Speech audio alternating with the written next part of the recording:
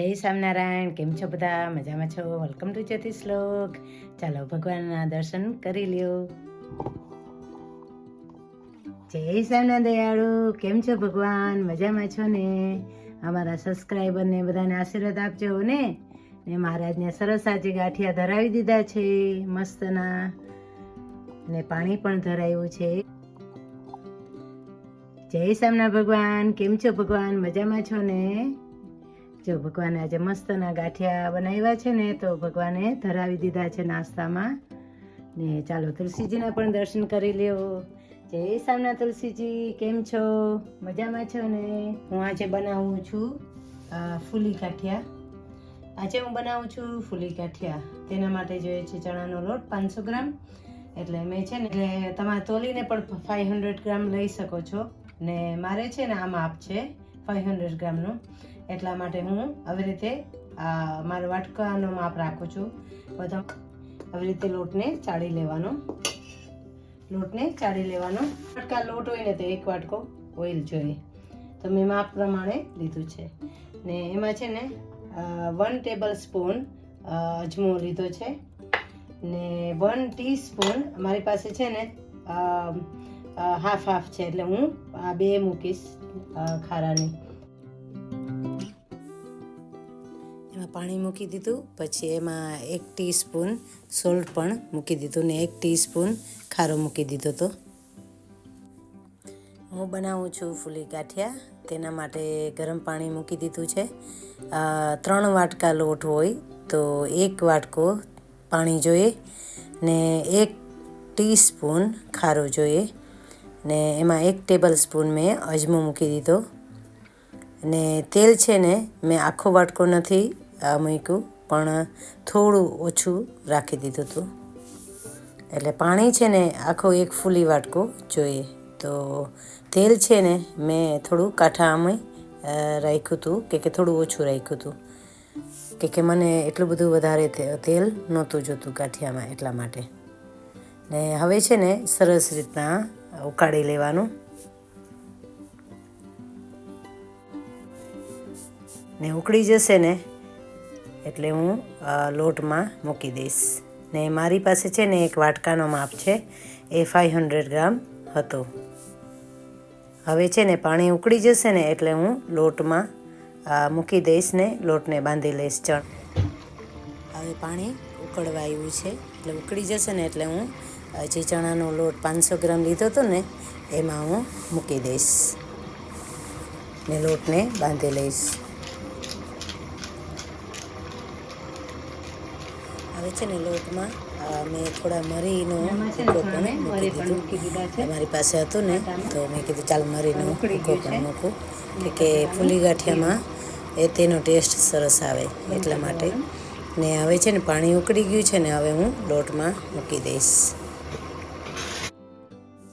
ને હવે છે ને મેં પાણીને ગરમ કરી લીધું ને જરાક એની વરાળ નીકળી જાય ને એટલે હું લોટમાં પાણી મૂકી દઈશ. આજે મેં ઉકાળ્યું હતું ને એ જરાક એની વરાળ નીકળી જવી જોઈએ, નકર છે ને લોટ એકદમ તમારો ચીકણો થઈ જાય તો ગાંઠિયા સરખા ના પડે. જો મેં થોડું ઠંડુ થવા માટે રાખી દીધું હતું, વધારે નહીં, વરાળ નીકળી જાય એટલે ચાલે. હવે છે ને પાણી જે મેં ઉકાળ્યું હતું ને એ છે ને લોટમાં મૂકી દઈશ. ધીરે ધીરે બધું થોડું કરીને મૂકી દેવાનું, એટલે તમને ખબર પડે કે કઠણ નથી ને ઢીલો પણ નથી. થોડું મૂકો ને તો સરસ લોટ બંધાઈ જાય. આવી રીતે જો હું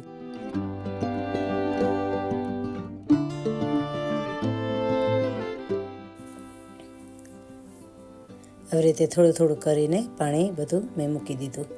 ને સાઈડમાં છે ને થોડું પાણી વોમ રાખવાનું, કેમ કે કદાચ વધારે કઠણ હોય ને તો તમે એમાં પાણી ઉમેરી શકો. મેં થોડું પાણી છે ને સાઈડમાં ગરમ કરી લીધું હતું. ને જોઈએ ને એ પ્રમાણનું નાખતું જવાનું. પણ થોડું છે ને કઠણ નહીં રાખવાનું, થોડું ઢીલો રાખવાનો, એટલે છે ને લોટ ચણાનો લોટ હંમેશા ચડી જાય, એટલા માટે છે ને થોડો ઢીલો રાખવાનો. જેવી રીતે હું મિક્સ કરતી જઈશ ને લોટને બાંધતી જઈશ. એટલો મસ્ત લોટ બંધાણો છે. થોડુંક ગરમ લાગશે તમને હાથમાં કે ગરમ હોય ને પાણી એટલે. હવે છે ને આવી રીતે પીંડો વાળી લેવાનો, મિક્સ કરી લેવાનું. ને તમને એવું લાગે ને હાથમાં ચોટે તો એક નાઈફ રાખવાની હાથમાં, એટલે છે ને તેનાથી છે ને લોટને કાઢી લેવાનો. ચાલો હું આવી રીતે હવે લોટ બાંધી લઈશ ને પછી તમને મળીશ. જો થોડું થોડું પાણી હું લેતી જાઉં ને લોટને છે ને ઢીલો કરું છું, એટલે છે ને તમારો લોટ સરસ ઢીલો થઈ જાય. ને તેલ છે ને એક બાજુ મૂકી દેવાનું, એટલે તેલ પણ ગરમ થઈ જાય ગાંઠિયા માટે. આપણે કંઈક ગાંઠિયા ઉતારવાના છે ને એટલા માટે. હવે છે ને તેલને ચેક કરી લીધું અને એમાં છે ને જરાક મૂકી દેવાનો લોટ, એટલે જોવાનું કે તેલ થઈ ગયું કે નહીં. એટલે મીડિયમ તાવ ઉપર તેલ રાખવાનું, એકદમ ગરમ નહીં રાખવાનું, તો તમારા ગાંઠિયા છે ને લાલ થઈ જશે. ને મને ડર લાગે છે કે બકડીયું છે ને ખસી ના જાય, એટલે હું ધીરે ધીરે છે ને ગાંઠિયા પાડું છું. જેવી રીતે છે ને હાથમાં લોટ લઈ લેવાનો ને ધીરે ધીરે પાડવાનો. જેના પાસે ઇલેક્ટ્રિક કુકર હોય ને એ પ્લીઝ કેરફુલ રહેજો, કે બકડીયું છે ને ક્યારેય પણ લસરી શકે છે. એટલે હું ધીરે ધીરે પાડું છું. નકર છે ને મારી મમ્મીને ઘરે પેલું છે ગેસ કુકર, તો એના ઉપર તો તમે ફટાફટ પાડી શકો છો, પણ મારી ઘરે નથી પડે એમ, એટલે હું ધીરે ધીરે પાડું છું. જો આવી રીતે ગાંઠિયા પાડી લેવાના. એટલા મસ્ત થયા છે ગાંઠિયા. ને જારો છે ને પાણીવાળો પહેલાં કરી લેવાનો, એટલે નીચે ના પડે એ ધ્યાન રાખવાનું. એટલે જારો છે ને થોડો ભીનો કરી લેવાનો પાણીથી. હું ચેક કરતી હતી કે નીચે શું કહેવાય, નીચે ગાંઠિયાનું લોટ જોઈતો કે નહીં, પણ ના, નીચે નહોતો જોઈતો. જો આવી રીતે છે ને પાણીવાળો જારો કરી લેવાનો, એટલે છે ને સુકાઈ ના જાય એ ધ્યાન રાખવાનું. જો એટલા મસ્ત ગાંઠિયા પડ્યા છે. આ વખતે છે ને થોડો વધારે લોટ લઈશ, એટલે છે ને ગાંઠિયા છે ને એકદમ છે ને લાંબા પડશે. પેલા શું કહેવાય, નકર છે ને ભૂકો ભૂકો પડે, એટલે ધ્યાન રાખવાનું. વધારે લોટ રાખો ને તો મોટા પડે ગાંઠિયા. એટલા સરસ ગાંઠિયા બન્યા છે. પ્લીઝ તમે લોકો પણ બનાવજો. હવે છે ને આ વખતે થોડો વધારે લોટ લીધો છે, એટલે છે ને અને જારો છે ને મેં ભીનો કરી લીધો હતો પાણીવાળો. હાથ પણ છે ને ભીનો કરતું જવાનું, એટલે ગાંઠિયા છે ને એટલા સરસ પડશે.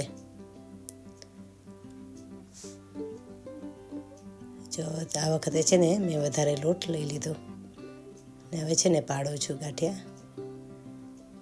એટલે મસ્ત બન્યા છે આ વખતે ગાંઠિયા. થોડો ઢીલો જ રાખવાનો લોટ, એટલે છે ને લોટ ઢીલો હશે ને ગાંઠિયા સરસ પડશે. જો આવી રીતે લઈ લેવાનું ને ફરીથી આવી રીતે પાડી લેવાનું. જો આવી રીતે છે ને એક સરખું ધારથી છે ને ગાંઠિયા પાડવાના, એટલે એક સરખા ગાંઠિયા પડશે. એટલા મસ્ત ગાંઠિયા પડ્યા છે. પ્લીઝ તમે લોકો પણ બનાવજો, રેસીપી ટ્રાય કરજો. ને નિમક છે ને તમારા હિસાબે મૂકવાનું. કોઈને મોરું ભાવે, કોઈને ખારું ભાવે, કોઈને ચડિયાતું વધારે ભાવે, તો એ પ્રમાણનું તમારે નિમક નાખવાનું. તો પ્લીઝ તમે લોકો પણ બનાવજો. કેટલા સરસ ગાંઠિયા બની ગયા છે. પ્લીઝ સબસ્ક્રાઈબ ને like my YouTube channel. Thank you so much. Please બધા સબસ્ક્રાઈબ કરો મારી ચેનલને ને લાઈક પણ કરી દેજો. Thank you. Bye bye.